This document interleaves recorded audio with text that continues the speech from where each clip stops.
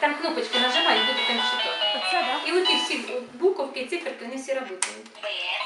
А.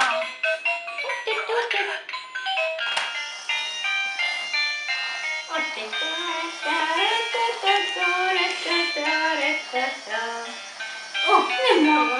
Каже, давайте нам жука сюда. Якусь кнопку. Ага. Женя, так нажи кнопочку, Женя. Ля-ля-ля-ля-ля-ля-ля. Ля-ля-ля, у бабушки серенький зайчик. Чи вовчик, чи що? Козлик.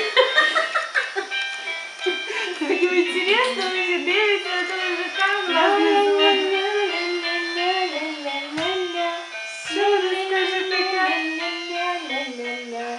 Ага, каже, виїжджай. Опа. Виїжджай. Ой-ой-ой, де я лежу. Хотіла коврик там такий купити. Ну, думаю, що мені не для коврика. Просто наступать ножками, ну це. Та дивиться страшно гласно від воду.